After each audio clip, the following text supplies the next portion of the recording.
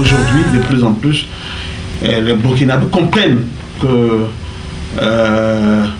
ce n'est pas forcément le régime en place en Côte d'Ivoire qui est le malheur de Burkinabé. Dans une situation de crise comme celle qu'on vit en Côte d'Ivoire, il y a les conséquences.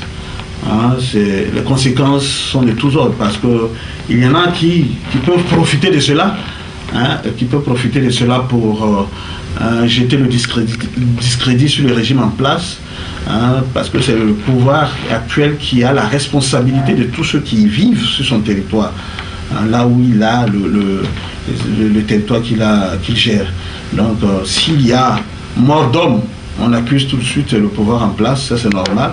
Mais est-ce que c'est le pouvoir en place qui a donné l'ordre d'aller massacrer ou d'aller dépouiller les étrangers de leurs biens ou des étrangers de leurs biens?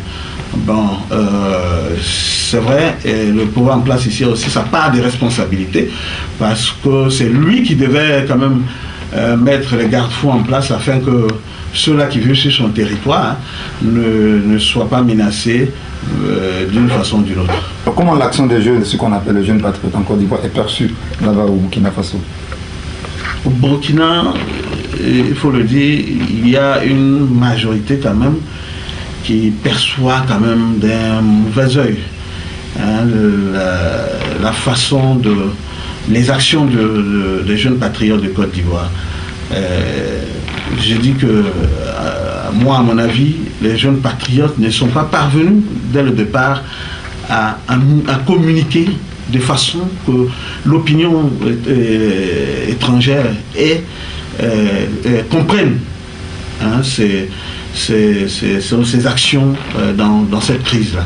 Mais il y a aujourd'hui, hein, depuis après un an, après une année, des gens ont compris, certains ont compris qu'il y a dans ce que les jeunes patriotes font aujourd'hui un sentiment de défendre les institutions mises en place dans leur pays. Il y a des journalistes qui en parlent beaucoup de cette situation parce que maintenant, dans tout le monde, il y a des situations très difficiles. Les guerres, ils sont dans beaucoup de pays, il y a des crises générales de l'économie, des choses. C'est pas facile que les opinions publiques, les journaux italiens, on s'occupe de la Côte d'Ivoire. On ne s'occupe pas beaucoup, mais je pense que quelqu'un il a compris la situation, il a compris les mouvements des patriotes et il a donné de la solidarité. Je pouvais aussi dire que la maire d'une grande ville de l'Italie centrale, de Perugia, il s'appelle Renato Locchi, il a rencontré Blé Goudé, il a donné de la solidarité. L'expression qu'il a dit, Blé Goudé, c'est très bon. Il a dit, nous